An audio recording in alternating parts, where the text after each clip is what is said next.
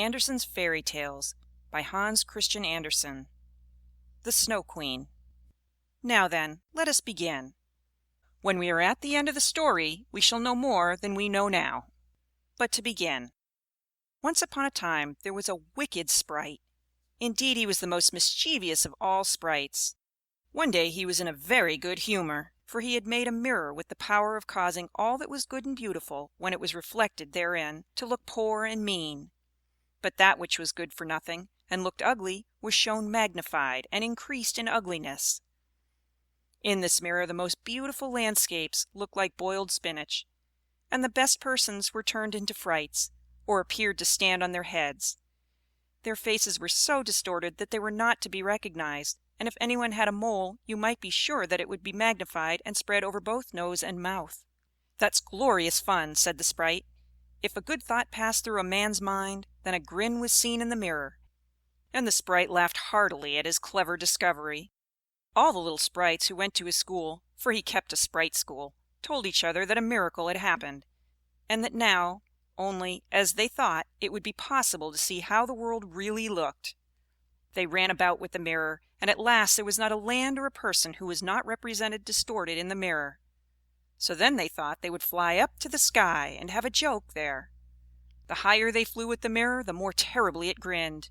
They could hardly hold it fast. Higher and higher still they flew, nearer and nearer to the stars, when suddenly the mirror shook so terribly with grinning that it flew out of their hands and fell to the earth, where it was dashed in 100,000,000 and more pieces. And now it worked much more evil than before, for some of these pieces were hardly so large as a grain of sand, and they flew about in the wide world, and when they got into people's eyes, there they stayed, and then people saw everything perverted, or only had an eye for that which was evil. This happened because the very smallest bit had the same power which the whole mirror had possessed. Some persons even got a splinter in their heart, and then it made one shudder, for their heart became like a lump of ice. Some of the broken pieces were so large that they were used for window panes, through which one could not see one's friends. Other pieces were put in spectacles, and that was a sad affair when people put on their glasses to see well and rightly. Then the wicked sprite laughed till he almost choked, for all this tickled his fancy. The fine splinters still flew about in the air, and now we shall hear what happened next. Second story. A little boy and a little girl. In a large town where there are so many houses and so many people that there is no roof left for everybody to have a little garden, and where on this account most persons are obliged to content themselves with flowers in pots, there lived two little children, who had a garden somewhat larger than a flower pot. They were not brother and sister, but they cared for each other as much as if they were. Their parents lived exactly opposite. They inhabited two garrets, and where the roof of the one house joined that of the other, and the gutter ran along the extreme end of it, there was to each house a small window. One needed only to step over the gutter to get from one window to the other. The children's parents had large wooden boxes there, in which vegetables for the kitchen were planted, and little rose trees besides. There was a rose in each box, and they grew splendidly. They now thought of placing the boxes across the gutter, so that they nearly reached from one window to the other, and looked just like two walls of flowers. The tendrils of the peas hung down over the boxes, and the rose trees shot up long branches, twined round the windows, and then bent towards each other. It was almost like a triumphant arch of foliage and flowers. The boxes were very high, and the children knew that they must not creep over them, so they often obtained permission to get out of the windows to each other, and to sit on their little stools among the roses, where they could play delightfully. In winter there was an end of this pleasure. The windows were often frozen over, but then they heated copper farthings on the stove and laid the hot farthing on the window pane, and then they had a capital peephole, quite nicely rounded, and out of each peeped a gentle friendly eye. It was the little boy and the little girl who were looking out. His name was Kay. Hers was Gerda. In summer, with one jump they could get to each other, but in winter they were obliged first to go down the long stairs, and then up the long stairs again, and out of doors there was quite a snowstorm. "It is the white bees that are swarming," said Kay's old grandmother. "Do the white bees choose a queen?" asked the little boy, for he knew that the honey bees always have one. "Yes," said the grandmother. "She flies where the swarm hangs in the thickest clusters. She is the largest of all, and she can never remain quietly on the earth, but goes up again into the black clouds. Many a winter's night she flies through the streets of the town and peeps in at the windows, and they then freeze in so wondrous a manner that they look like flowers." "Yes, I have seen it," said both the children, and so they knew that it was true. "Can the Snow Queen come in?" said the little girl. "Only let her come in," said the little boy. "Then I'd put her on the stove and she'd melt." And then his grandmother patted his head and told him other stories. In the evening, when little Kay was at home and half undressed, he climbed up on the chair by the window and peeped out of the little hole. A few snowflakes were falling, and one, the largest of all, remained lying on the edge of a flower pot. The flake of snow grew larger and larger, and at last it was like a young lady, dressed in the finest white gauze, made of a million little flakes like stars.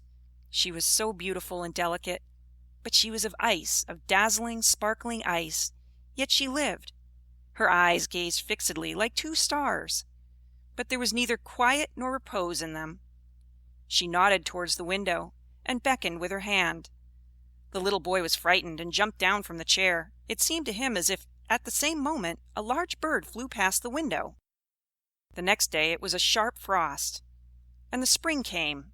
The sun shone, the green leaves appeared, the swallows built their nests, the windows were open, and the little children again sat in their pretty garden, high up on the leads at the top of the house. That summer the roses flowered in unwonted beauty. The little girl had learned a hymn, in which there was something about roses, and then she thought of her own flowers, and she sang the verse to the little boy, who then sang it with her. "The rose in the valley is blooming so sweet, and angels descend there the children to greet." And the children held each other by the hand, kissed the roses, looked up at the clear sunshine, and spoke as though they really saw angels there. What lovely summer days those were! How delightful to be out in the air, near the fresh rose bushes, that seem as if they would never finish blossoming. Kay and Gerda looked at the picture book full of beasts and of birds, and it was then, the clock in the church tower was just striking 5, that Kay said, "Oh, I feel such a sharp pain in my heart, and now something has got into my eye." The little girl put her arms around his neck. He winked his eyes. Now there was nothing to be seen. "I think it is out now," said he, but it was not. It was just one of those pieces of glass from the magic mirror that had got into his eye, and poor Kay had got another piece right in his heart. It will soon become like ice. It did not hurt any longer, but there it was. "What are you crying for?" asked he. "You look so ugly. There's nothing the matter with me." "Oh," he said at once, "that rose is cankered, and look, this one is quite crooked. After all, these roses are very ugly. They are just like the box they are planted in." And then he gave the box a good kick with his foot, and pulled both the roses up.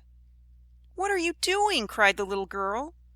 And as he perceived her fright, he pulled up another rose, got in at the window, and hastened off from dear little Gerda. Afterwards, when she brought her picture book, he asked, "What horrid beasts have you there?" And if his grandmother told him stories, he always interrupted her. Besides, if he could manage it, he would get behind her, put on her spectacles, and imitate her way of speaking. He copied all her ways, and then everybody laughed at him. He was soon able to imitate the gait and manner of everyone in the street. Everything that was peculiar and displeasing in them that Kay knew how to imitate, and at such times all the people said, "The boy is certainly very clever." But it was the glass he had got in his eye, the glass that was sticking in his heart, which made him tease even little Gerda, whose whole soul was devoted to him. His games now were quite different to what they had formerly been. They were so very knowing. One winter's day, when the flakes of snow were flying about, he spread the skirts of his blue coat and caught the snow as it fell. "Look through this glass, Gerda," said he, and every flake seemed larger and appeared like a magnificent flower or beautiful star. It was splendid to look at. "Look, how clever!" said Kay. "That's much more interesting than real flowers. They are as exact as possible. There is not a fault in them if they did not melt." It was not long after this that Kay came one day with large gloves on, and his little sledge at his back, and bawled right into Gerda's ears, "I have permission to go out into the square where the others are playing." And off he was in a moment. There in the market-place some of the boldest of the boys used to tie their sledges to the carts as they passed by, and so they were pulled along, and got a good ride. It was so capital! Just as they were in the very height of their amusement, a large sledge passed by. It was painted quite white, and there was someone in it wrapped up in a rough white mantle of fur, with a rough white fur cap on his head. The sledge drove round the square twice, and Kay tied on his sledge as quickly as he could, and off he drove with it. On they went quicker and quicker into the next street, and the person who drove turned round to Kay and nodded to him in a friendly manner, just as if they knew each other. Every time he was going to untie his sledge, the person nodded to him, and then Kay sat quiet. And so on they went till they came outside the gates of the town. Then the snow began to fall so thickly that the little boy could not see an arm's length before him. But still on he went, when suddenly he let go the string he held in his hand in order to get loose from the sledge. But it was of no use. Still the little vehicle rushed on with the quickness of the wind. He then cried as loud as he could, but no one heard him. The snow drifted and the sledge flew on, and sometimes it gave a jerk as though they were driving over hedges and ditches. He was quite frightened, and he tried to repeat the Lord's Prayer, but all he could do, he was only able to remember the multiplication table. The snowflakes grew larger and larger, till at last they looked just like great white fowls. Suddenly they flew on one side, the large sled stopped, and the person who drove rose up. It was a lady. Her cloak and cap were of snow. She was tall and of slender figure, and of a dazzling whiteness. It was the Snow Queen. "We have traveled fast," said she, "but it is freezingly cold. Come under my bearskin." And she put him in the sledge beside her, wrapped the fur around him, and he felt as though he were sinking in a snow wreath. "Are you still cold?" asked she, and then she kissed his forehead. Ah, it was colder than ice. It penetrated to his very heart, which was already almost a frozen lump. It seemed to him as if he were about to die. But a moment more, and it was quite congenial to him, and he did not remark the cold that was around him. "My sledge! Do not forget my sledge!" It was the first thing he thought of. It was there tied to one of the white chickens, who flew along with it on his back behind the large sledge. The Snow Queen kissed Kay once more, and then he forgot little Gerda, grandmother, and all whom he had left at his home. "Now you will have no more kisses," said she, "or else I should kiss you to death." Kay looked at her. She was very beautiful. A more clever or a more lovely countenance he could not fancy to himself, and she no longer appeared of ice as before when she sat outside the window and beckoned to him. In his eyes she was perfect. He did not fear her at all, and told her that he could calculate in his head and with fractions even, that he knew the number of square miles there were in the different countries, and how many inhabitants they contained, and she smiled while he spoke. It then seemed to him as if what he knew was not enough, and he looked upwards in the large huge empty space above him. And on she flew with him, flew high over the black clouds, while the storm moaned and whistled, as though it were singing some old tune. On they flew, over woods and lakes, over seas and many lands, and beneath them the chilling storm rushed fast. The wolves howled, the snow crackled. Above them flew large screaming crows, but higher up appeared the moon, quite large and bright, and it was on it that Kay gazed during the long, long winter's night, while by day he slept at the feet of the Snow Queen. Third Story. Of the Flower Garden at the Old Woman's Who Understood Witchcraft. But what became of little Gerda when Kay did not return? Where could he be? Nobody knew. Nobody could give any intelligence. All the boys knew was that they had seen him tie his sledge to another large and splendid one, which drove down the street and out of the town.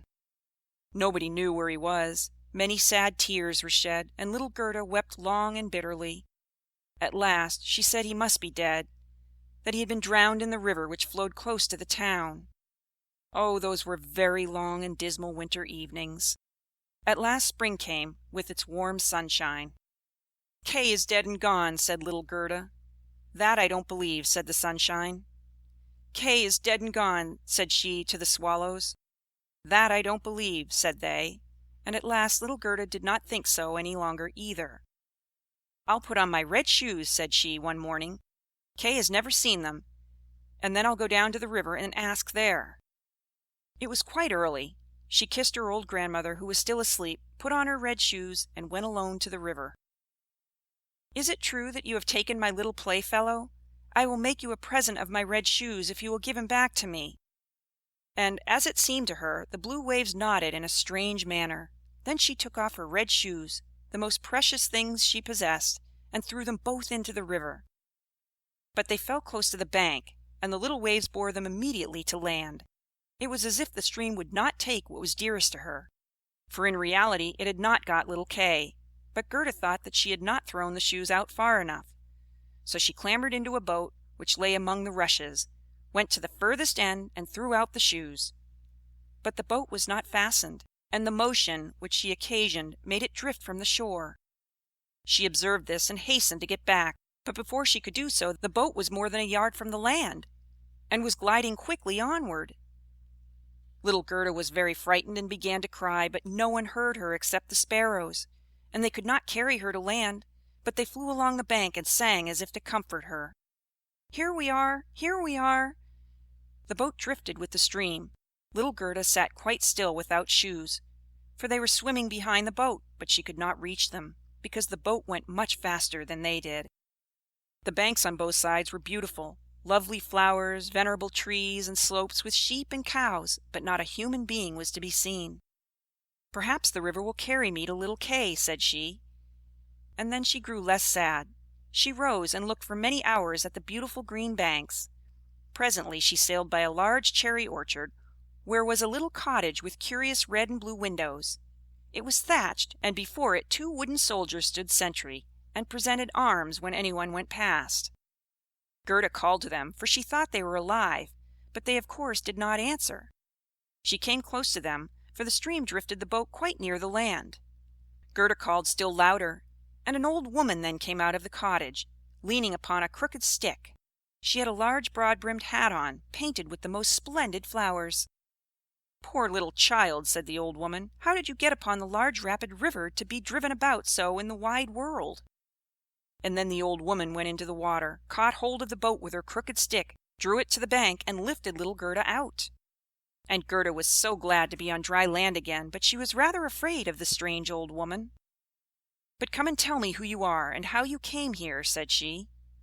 And Gerda told her all, and the old woman shook her head and said, "Aha! Aha!" And when Gerda had told her everything, and asked her if she had not seen little Kay, the woman answered that he had not passed there, but he no doubt would come. And she told her not to be cast down, but taste her cherries, which were finer than any in a picture book, each of which could tell a whole story. She then took Gerda by the hand, led her into the little cottage, and locked the door. The windows were very high up, the glass was red, blue, and green, and the sunlight shone through quite wondrously in all sorts of colors.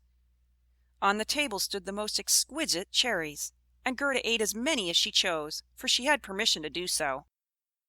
While she was eating, the old woman combed her hair with a golden comb, and her hair curled and shone with a lovely golden color around that sweet little face, which was so round and so like a rose.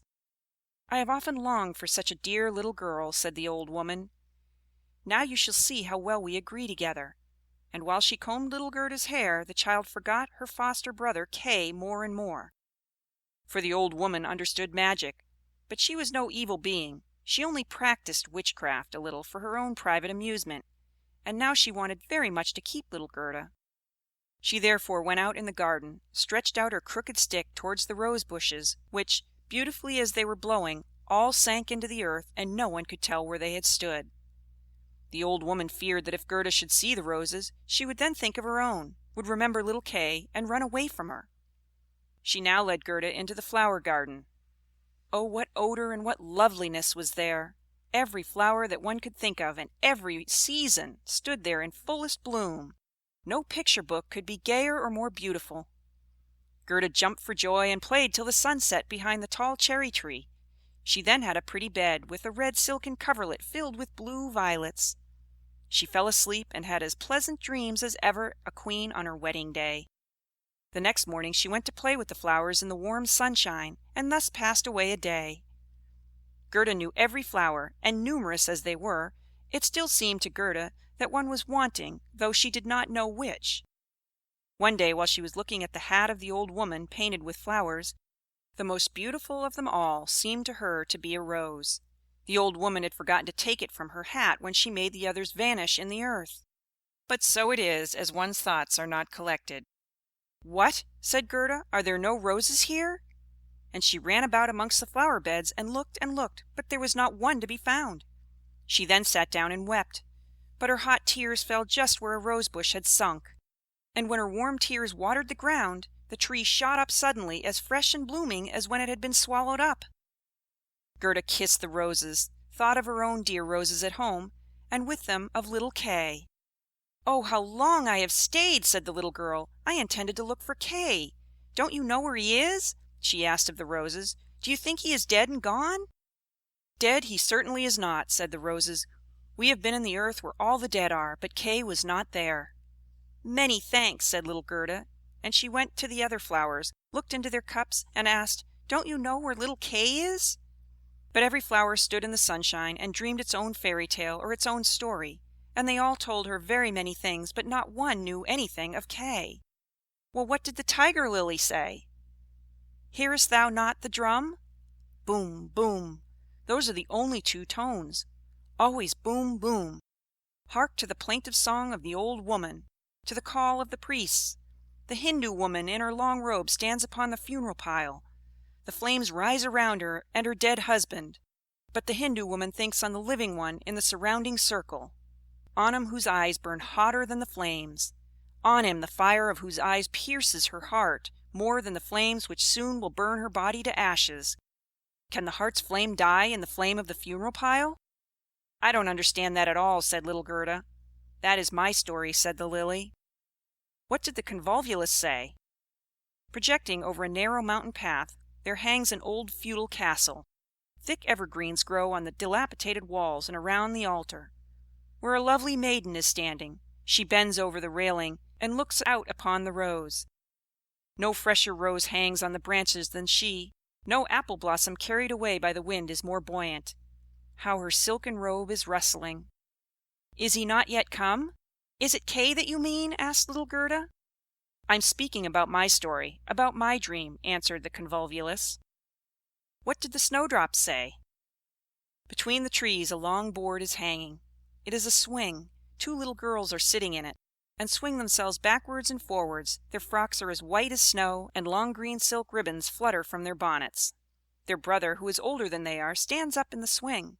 He twines his arms round the cords to hold himself fast, for in one hand he has a little cup, and in the other a clay pipe. He is blowing soap bubbles. The swing moves, and the bubbles float in charming changing colors. The last is still hanging to the end of the pipe, and rocks in the breeze. The swing moves. The little black dog, as light as a soap bubble, jumps up on his hind legs to try to get into the swing. It moves. The dog falls down, barks, and is angry. They tease him. The bubble bursts. A swing, a bursting bubble. Such is my song." "What you relate may be very pretty, but you tell it in so melancholy a manner, and do not mention Kay." "What do the hyacinths say?"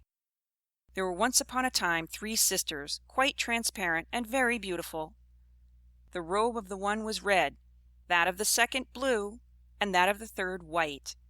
They danced hand in hand beside the calm lake in the clear moonshine. They were not elfin maidens, but mortal children. A sweet fragrance was smelt, and the maidens vanished in the wood. The fragrance grew stronger. 3 coffins, and in them 3 lovely maidens, glided out of the forest and across the lake. The shining glowworms flew around like little floating lights. Do the dancing maidens sleep, or are they dead? The odor of the flowers say they are corpses. The evening bell tolls for the dead." "You make me quite sad," said little Gerda. "I cannot help thinking of the dead maidens." "Oh, is little Kay really dead? The roses have been in the earth, and they say no." "Ding dong!" sounded the hyacinth bells. "We do not toll for little Kay. We do not know him. That is our way of singing, the only one we have." And Gerda went to the ranunculuses that looked forth from among the shining green leaves. "You are a little bright sun," said Gerda. "Tell me if you know where I can find my playfellow." And the ranunculus shone brightly, and looked again at Gerda.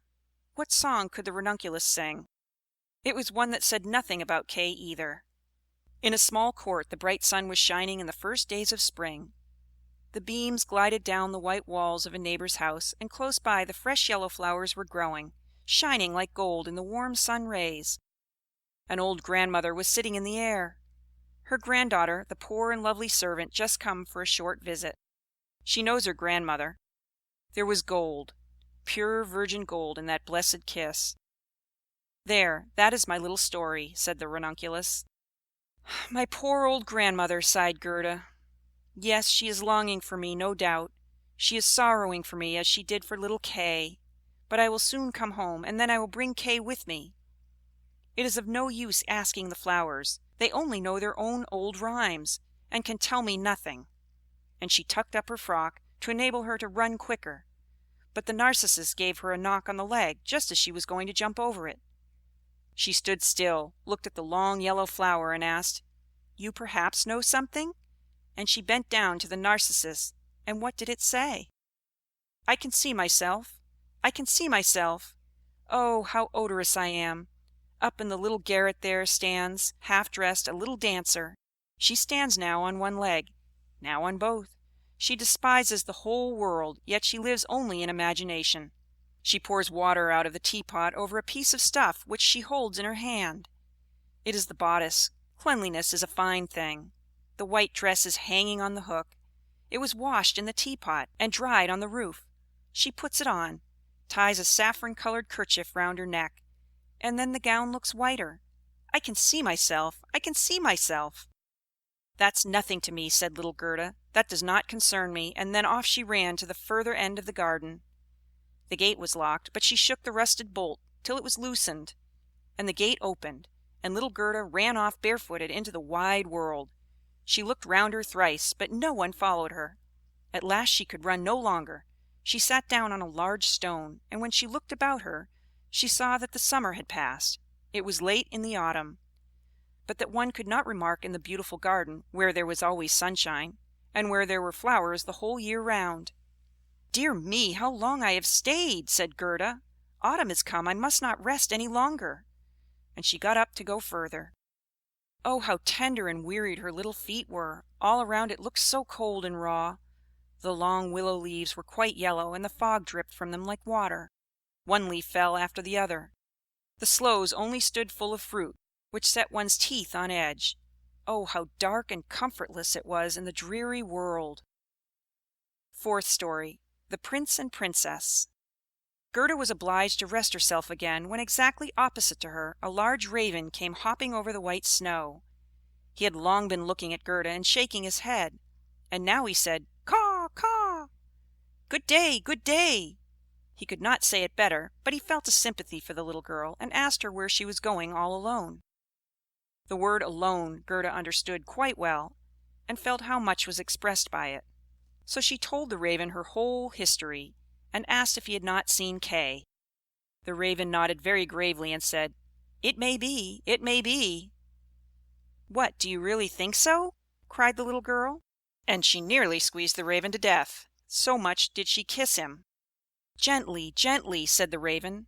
"I think I know. I think that it may be little Kay. But now he has forgotten you for the princess." "Does he live with a princess?" asked Gerda. "Yes, listen," said the raven. "But it will be difficult for me to speak your language. If you understand the raven language, I can tell you better." "No, I have not learnt it," said Gerda. "But my grandmother understands it, and she can speak gibberish too. I wish I had learnt it." "No matter," said the raven. "I will tell you as well as I can. However, it will be bad enough." And then he told all he knew.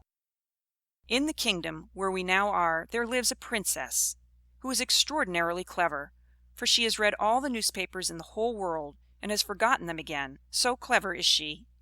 She was lately, it is said, sitting on her throne, which is not very amusing after all, when she began humming an old tune, and it was just, "Oh, why should I not be married?" "That song is not without its meaning," said she. And so then she was determined to marry, but she would have a husband who knew how to give an answer when he was spoken to, not one who looked only as if he were a great personage, for that is so tiresome. She then had all the ladies of the court drummed together, and when they heard her intention, all were very pleased, and said, "We are very glad to hear it. It is the very thing we were thinking of." "You may believe every word I say," said the Raven, "for I have a tame sweetheart that hops about in the palace quite free, and it was she who told me all this." The newspapers appeared forthwith, with a border of hearts and the initials of the Princess, and therein you might read that every good-looking young man was at liberty to come to the palace and speak to the Princess, and he who spoke in such wise as showed he felt himself at home there, that one the Princess would choose for her husband. "Yes, yes," said the Raven, "you may believe it. It is as true as I am sitting here. People came in crowds. There was a crush and a hurry, but no one was successful either on the first or second day.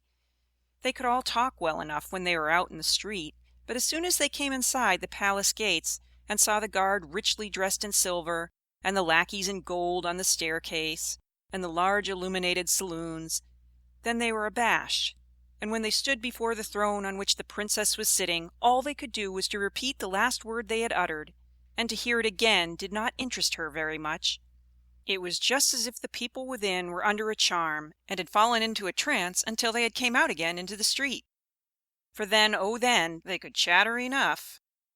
There was a whole row of them standing from the town gates to the palace. I was there myself to look," said the Raven. "They grew hungry and thirsty, but from the palace they got nothing whatever, not even a glass of water. Some of the cleverest, it is true, had taken bread and butter with them, but none shared it with his neighbor, for each thought, 'Let him look hungry, and then the Princess won't have him.'" "But Kay, little Kay," said Gerda, "when did he come? Was he among the number?" "Patience, patience, we are just come to him. It was on the third day, when a little personage without horse or equipage came marching right boldly up to the palace. His eyes shone like yours. He had beautiful long hair, but his clothes were very shabby." "That was Kay!" cried Gerda with a voice of delight. "Oh, now I've found him!" and she clapped her hands for joy. "He had a little knapsack at his back," said the Raven. "No, that was certainly his sledge," said Gerda, "for when he went away he took his sledge with him." "That may be," said the Raven.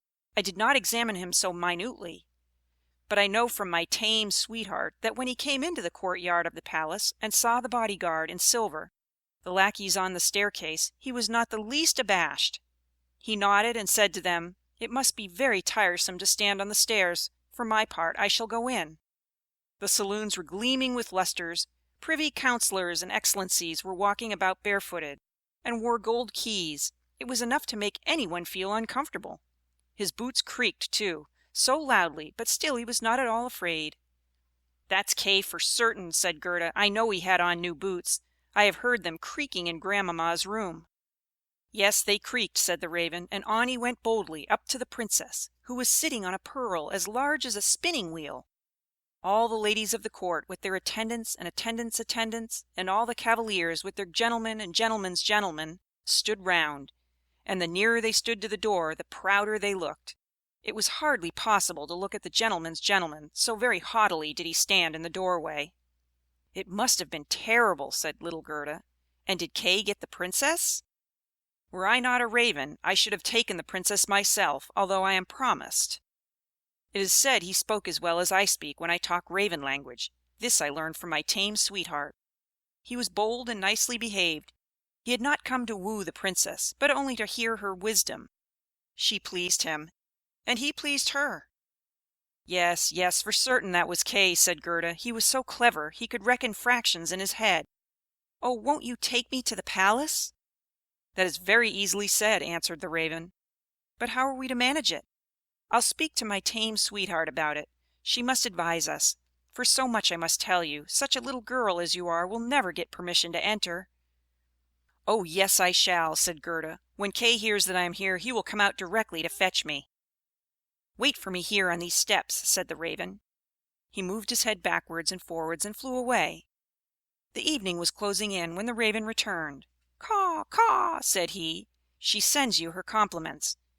And here is a roll for you. She took it out of the kitchen, where there is bread enough. You are hungry, no doubt. It is not possible for you to enter the palace, for you are barefooted. The guards in silver, and the lackeys in gold, would not allow it. But do not cry, you shall come in still. My sweetheart knows a little back stair that leads to the bedchamber, and she knows where she can get the key of it." And they went into the garden in the large avenue, where one leaf was falling after the other. And when the lights in the palace had all gradually disappeared, the Raven led little Gerda to the back door, which stood half open. Oh, how Gerda's heart beat with anxiety and longing! It was just as if she had been about to do something wrong, and yet she only wanted to know if little Kay was there. Yes, he must be there. She called to mind his intelligent eyes and his long hair so vividly. She could quite see him as he used to laugh when they were sitting under the roses at home. "He will no doubt be glad to see you, to hear what a long way you have come for his sake, to know how unhappy all at home were when he did not come back." Oh, what a fright and joy it was! They were now on the stairs. A single lamp was burning there, and on the floor stood the tame Raven, turning her head on every side and looking at Gerda, who bowed as her grandmother had taught her to do. "My intended has told me so much good of you, my dear young lady," said the tame Raven. "Your tale is very affecting. If you will take the lamp, I will go before. We will go straight on, for we shall meet no one." "I think there is somebody just behind us," said Gerda, and something rushed past. It was like shadowy figures on the wall, horses with flowing manes and thin legs, huntsmen, ladies, and gentlemen on horseback. "They are only dreams," said the Raven. "They come to fetch the thoughts of the high personages to the chase. 'Tis well, for now you can observe them in bed all the better. But let me find, when you enjoy honor and distinction, that you possess a grateful heart." "Tut! That's not worth talking about," said the Raven of the woods.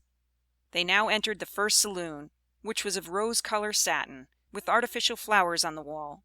Here the dreams were rushing past, but they hastened by so quickly that Gerda could not see the high personages. One hall was more magnificent than the other. One might indeed well be abashed. And at last they came into the bedchamber. The ceiling of the room resembled a large palm tree with leaves of glass, of costly glass. And in the middle, from a thick golden stem, hung two beds, each of which resembled a lily. One was white, and in this lay the princess. The other was red, and it was here that Gerda was to look for little Kay. She bent back one of the red leaves, and saw a brown neck. Oh, that was Kay! She called him quite loud by name, held the lamp towards him. The dreams rushed back again into the chambers. He awoke, turned his head, and it was not little Kay. The prince was only like him about the neck, but he was young and handsome. And out of the white lily leaves the princess peeped, too, and asked what was the matter. Then little Gerda cried, and told her whole story, and all that the Raven had done for her. "Poor little thing!" said the prince and the princess. They praised the Ravens very much, and told them they were not at all angry with them, but they were not to do so again. However, they should have a reward. "Will you fly about here at liberty?" asked the princess, "or would you like to have a fixed appointment as court ravens, with all the broken bits from the kitchen?" And both the Ravens nodded, and begged for a fixed appointment, for they thought of their old age, and said, "It's a good thing to have a provision for our old days." And the prince got up and let Gerda sleep in his bed, and more than this he could not do. She folded her little hands and thought, how good men and animals are, and she then fell asleep and slept soundly. All the dreams flew in again, and they now looked like the angels. They drew a little sledge, in which little Kay sat and nodded his head, but the whole was only a dream, and therefore it all vanished as soon as she awoke. The next day she was dressed from head to foot in silk and velvet. They offered to let her stay at the palace, and lead a happy life, but she begged to have a little carriage with a horse in front, and for a small pair of shoes. Then she said she would again go forth in the wide world and look for Kay. Shoes and a muff were given her. She was, too, dressed very nicely, and when she was about to set off, a new carriage stopped before the door. It was of pure gold, and the arms of the prince and princess shone like a star upon it. The coachman, the footmen, and the outriders, for outriders were there too, all wore golden crowns. The prince and the princess assisted her in the carriage themselves, and wished her all success. The Raven of the woods, who was now married, accompanied her for the first 3 miles. He sat beside Gerda, for he could not bear riding backwards. The other Raven stood in the doorway and flapped her wings. She could not accompany Gerda because she suffered from headaches since she had had a fixed appointment and ate so much. The carriage was lined inside with sugar plums, and in the seats were fruits and gingerbread. "Farewell, farewell!" cried Prince and Princess, and Gerda wept, and the Raven wept. Thus passed the first miles, and then the Raven bade her farewell. And this was the most painful separation of all. He flew into a tree, and beat his black wings as long as he could see the carriage that shone from afar like a sunbeam. Fifth Story. The Little Robber Maiden. They drove through the dark wood, but the carriage shone like a torch, and it dazzled the eyes of the robbers so that they could not bear to look at it. "'Tis gold! 'Tis gold!" they cried, and they rushed forward, seized the horses, knocked down the little postilion, the coachman, and the servants, and pulled little Gerda out of the carriage. "How plump, how beautiful she is! She must have been fed on nut kernels," said the old female robber, who had a long scrubby beard, and bushy eyebrows that hung down over her eyes. "She is as good as a fatted lamb. How nice she will be!" And then she drew out a knife, the blade of which shone so that it was quite dreadful to behold. "Oh!" cried the woman at the same moment. She had been bitten in the ear by her own little daughter, who hung at her back, and who was so wild and unmanageable that it was quite amusing to see her. "You naughty child!" said the mother. And now she had not time to kill Gerda. "She shall play with me," said the little robber child. "She shall give me her muff and her pretty frock. She shall sleep in my bed." And then she gave her mother another bite, so that she jumped and ran round with the pain, and the robbers laughed and said, "Look how she is dancing with the little one." "I will go into the carriage," said the little robber maiden. And she would have her will, for she was very spoiled and very headstrong.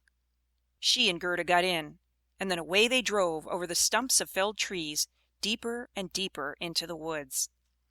The little robber maiden was tall as Gerda, but stronger, broader shouldered, and of dark complexion. Her eyes were quite black; they looked almost melancholy.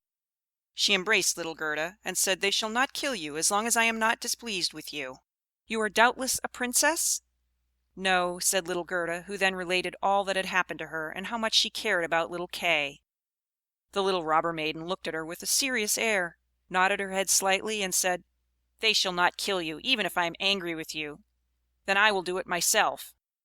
And she dried Gerda's eyes, and put both hands in the handsome muff, which was so soft and warm. At length the carriage stopped. They were in the midst of the courtyard of a robber's castle. It was full of cracks from top to bottom, and out of the openings magpies and rooks were flying. And the great bulldogs, each of which looked as if he could swallow a man, jumped up, but they did not bark, for that was forbidden. In the midst of the large old smoking hall burnt a great fire on the stone floor. The smoke disappeared under the stones, and had to seek its own egress. In an immense cauldron soup was boiling, and rabbits and hares were being roasted on a spit. "You shall sleep with me to-night with all my animals," said the little robber maiden. They had something to eat and drink, and then went into a corner, where straw and carpets were lying. Beside them, on laths and perches, sat nearly 100 pigeons, all asleep, seemingly, but yet they moved a little when the robber maiden came. "They are all mine," said she, at the same time seizing one that was next to her by the legs and shaking it so that its wings fluttered. "Kiss it!" cried the little girl, and flung the pigeon in Gerda's face. "Up there is the rabble of the wood," continued she, pointing to several laths which were fastened before a hole high up in the wall. "That's the rabble. They would all fly away immediately if they were not well fastened in. And here is my dear old Bach." And she laid hold of the horns of a reindeer that had a bright copper ring around its neck, and was tethered to the spot. "We are obliged to lock this fellow in too, or he would make his escape. Every evening I tickle his neck with my sharp knife, he is so frightened at it." And the little girl drew forth a long knife from a crack in the wall, and let it glide over the reindeer's neck.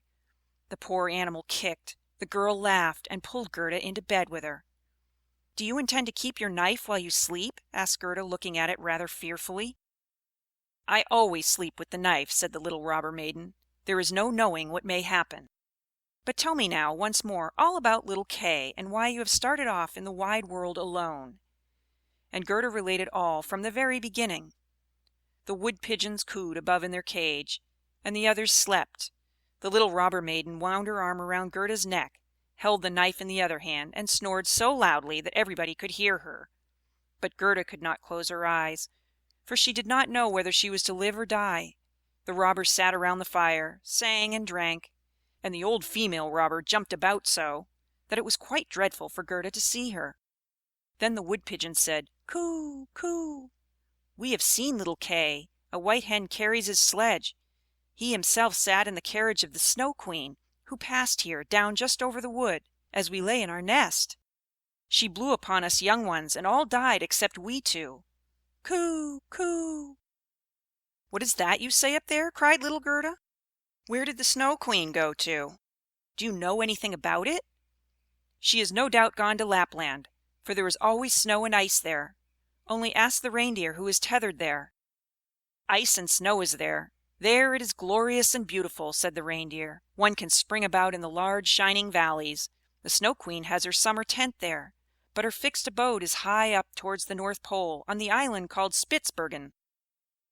"Oh, Kay, poor little Kay!" sighed Gerda. "Do you choose to be quiet?" said the robber maiden. "If you don't, I shall make you." In the morning Gerda told her all that the wood pigeons had said, and the little maiden looked very serious. But she nodded her head and said, "That's no matter, that's no matter." "Do you know where Lapland lies?" she asked of the reindeer. "Who should know better than I?" said the animal, and his eyes rolled in his head. "I was born and bred there. There I leapt about on the fields of snow." "Listen," said the robber maiden to Gerda. "You see that the men are gone, but my mother is still here, and will remain. However, towards morning she takes a draught out of the large flask, and then she sleeps a little. Then I will do something for you."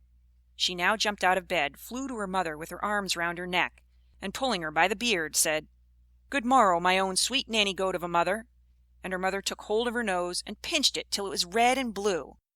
But this was all done out of pure love. When the mother had taken a sup at her flask, and was having a nap, the little robber maiden went to the reindeer and said, "I should very much like to give you still many a tickling with the sharp knife, for then you are so amusing. However, I will untether you and help you out, so that you may go back to Lapland. But you must make good use of your legs, and take this little girl for me to the place of the Snow Queen, where her playfellow is. You have heard, I suppose, all she has said, for she spoke loud enough, and you were listening." The reindeer gave a bound for joy. The robber maiden lifted up little Gerda and took the precaution to bind her fast on the reindeer's back. She even gave her a small cushion to sit on. "Here are your worsted leggings, for it will be cold, but the muff I shall keep for myself, for it is so very pretty. But I do not wish you to be cold. Here is a pair of lined gloves of my mother's. They just reach up to your elbow. On with them! Now you look about the hands just like my ugly old mother." And Gerda wept for joy. "I can't bear to see you fretting," said the little robber maiden. "This is just the time when you ought to look pleased.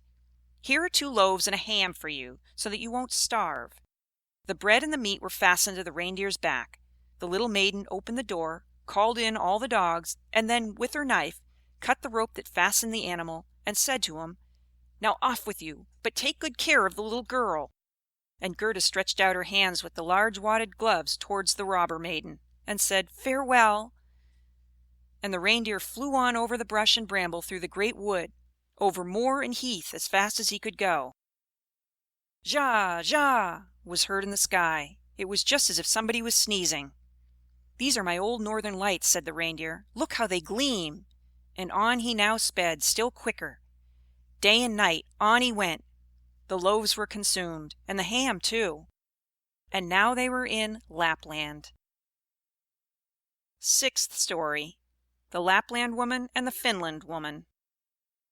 Suddenly they stopped before a little house, which looked very miserable.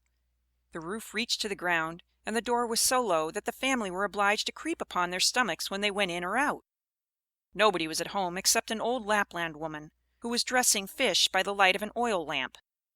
And the reindeer told her the whole of Gerda's history, but first of all his own, for that seemed to him of much greater importance. Gerda was so chilled that she could not speak. "Poor thing," said the Lapland woman, "you have far to run still. You have more than 100 miles to go before you get to Finland. There the Snow Queen has her country house, and burns blue lights every evening. I will give you a few words from me, which I will write on a dried haberdine, for paper I have none.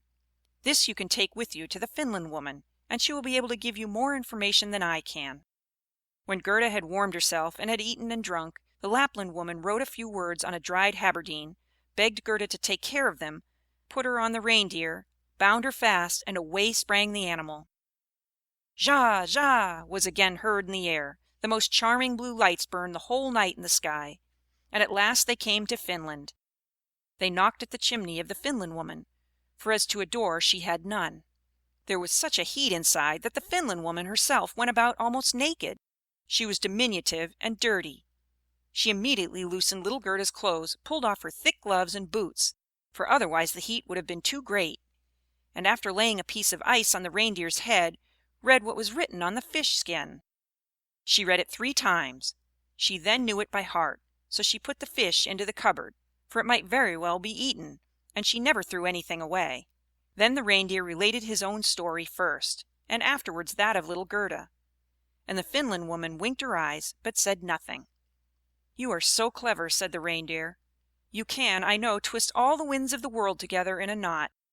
If the seaman loosens one knot, then he has a good wind; if a second, then it blows pretty stiffly; if he undoes the third and fourth, then it rages so that the forests are upturned.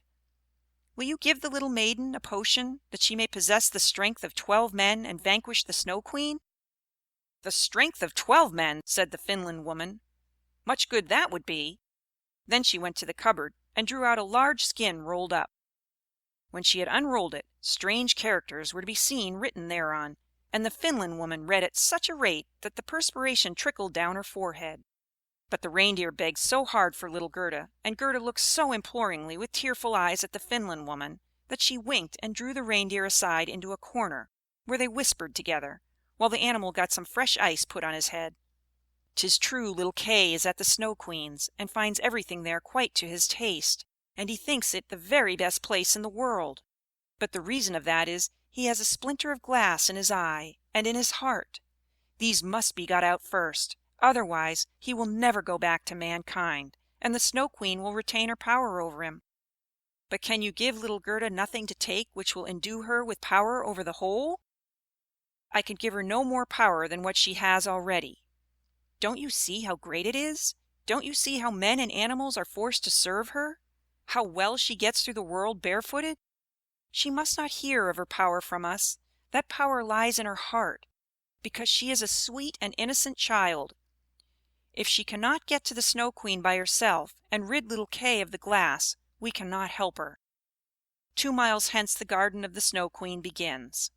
Thither you may carry the little girl. Set her down by the large bush with red berries, standing in the snow. Don't stay talking, but hasten back as fast as possible." And now the Finland woman placed little Gerda on the reindeer's back, and off he ran with all imaginable speed. "Oh, I have not got my boots! I have not brought my gloves!" cried little Gerda. She remarked she was without them for the cutting frost. But the reindeer dared not stand still. On he ran till he came to the great bush with the red berries, and there he set Gerda down, kissed her mouth, while large bright tears flowed from the animal's eyes, and then back he went as fast as possible. There stood poor Gerda now, without shoes or gloves, in the very middle of dreadful icy Finland. She ran on as fast as she could.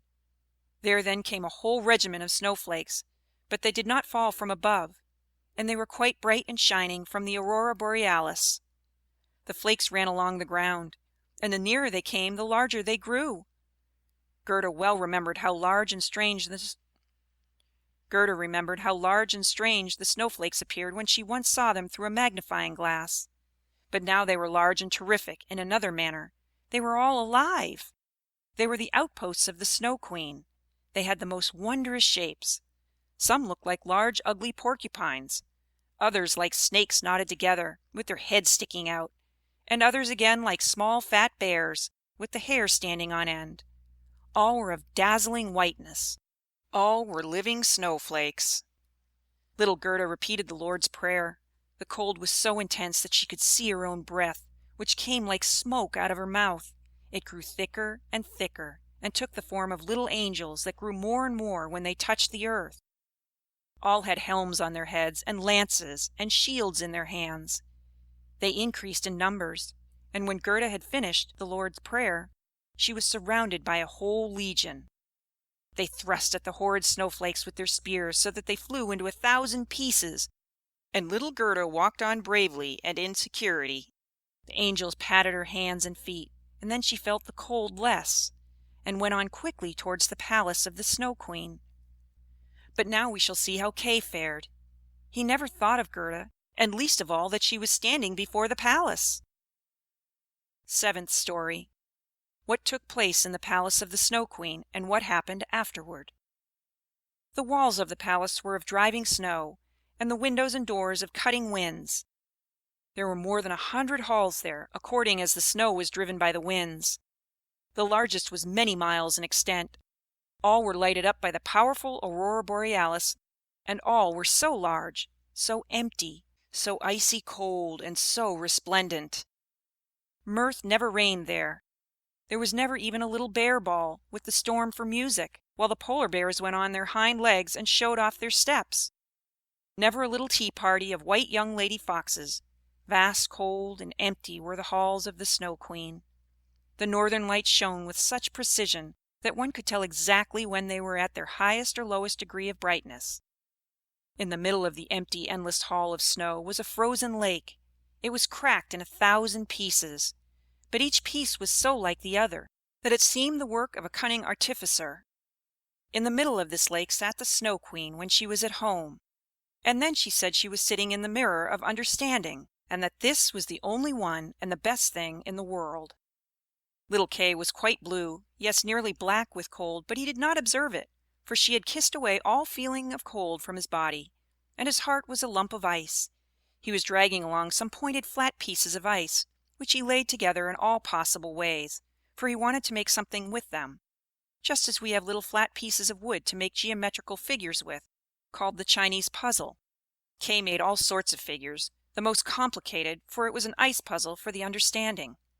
In his eyes the figures were extraordinarily beautiful, and of the utmost importance, for the bit of glass which was in his eye caused this. He found whole figures which represented a written word, but he never could manage to represent just the word he wanted. That word was eternity. And the Snow Queen had said, "If you can discover that figure, you shall be your own master, and I will make you a present of the whole world and a pair of new skates." But he could not find it out. "I am going now to warm lands," said the Snow Queen. "I must have a look down into the black cauldrons." It was the volcanoes Vesuvius and Etna that she meant. "I will just give them a coating of white, for that is as it ought to be. Besides, it is good for the oranges and the grapes." And then away she flew, and Kay sat quite alone in the empty halls of ice that were miles long, and looked at the blocks of ice, and thought, till his skull was almost cracked.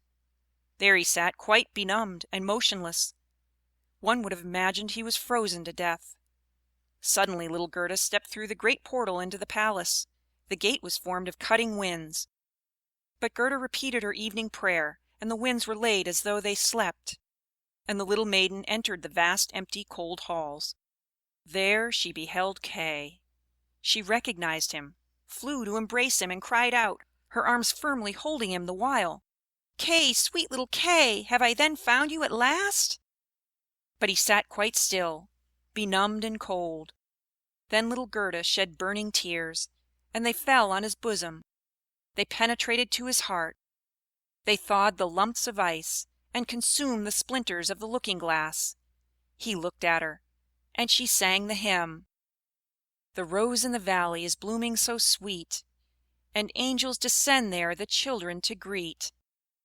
Hereupon Kay burst into tears. He wept so much that the splinter rolled out of his eye, and he recognized her and shouted, "Gerda, sweet little Gerda, where have you been so long?" "And where have I been?" He looked round. "How cold it is here!" said he. "How empty and cold!" And he held fast by Gerda, who laughed and wept for joy. It was so beautiful that even the blocks of ice danced about for joy. And when they were tired and laid themselves down, they formed exactly the letters which the Snow Queen had told them to find out. So now he was his own master, and he would have the whole world and a pair of new skates into the bargain.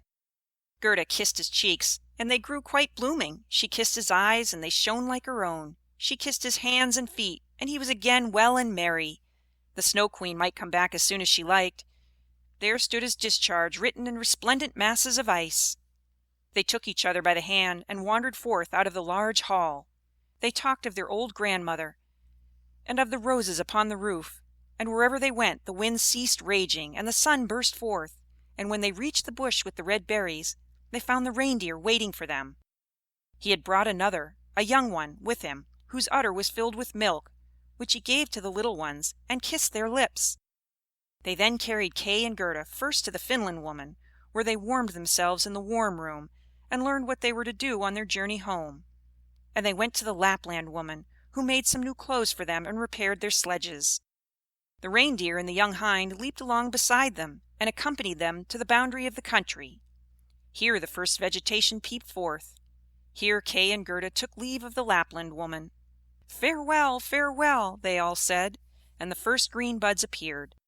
The first little birds began to chirp, and out of the wood came riding on a magnificent horse which Gerda knew. It was one of the leaders in the golden carriage, a young damsel with a bright red cap on her head, and armed with pistols. It was the little robber maiden, who, tired of being at home, and determined to make a journey to the north, and afterwards in another direction if that did not please her. She recognized Gerda immediately, and Gerda knew her too. It was a joyful meeting. "You are a fine fellow for tramping about," said she to little Kay. "I should like to know, faith, if you deserve that one should run from one end of the world to the other for your sake." But Gerda patted her cheeks and inquired for the prince and princess. "They are gone abroad," said the other. "But the raven?" asked little Gerda. "Oh, the raven is dead," she answered. "His tame sweetheart is a widow, and wears a bit of black worsted round her leg. She laments most piteously, but it's all mere talk and stuff. Now tell me what you've been doing, and how you managed to catch him." And Gerda and Kay both told their story. "And Schnip, Snap, Schnurr, Basiler," said the robber maiden, and she took the hands of each, and promised that if she should some day pass through their town where they lived, she would come and visit them. And then away she rode. Kay and Gerda took each other's hand. It was lovely spring weather, with abundance of flowers and of verdure. The church bells rang, and the children recognized the high towers and the large town. It was that in which they dwelt. They entered and hastened up to their grandmother's room, where everything was standing as formerly. The clock said tick-tack, and the fingers moved round, but as they entered they remarked that they were now grown up. The roses on the leads hung blooming at the open window. There stood the little children's chairs, and Kay and Gerda sat down on them, holding each other by the hand. They both had forgotten the cold, empty splendor of the Snow Queen, as though it had been a dream. The grandmother sat in the bright sunshine and read aloud from the Bible, "Unless ye become as little children, ye cannot enter the kingdom of heaven." And Kay and Gerda looked in each other's eyes, and all at once they understood the old hymn: "The rose in the valley is blooming so sweet, and angels descend there the children to greet."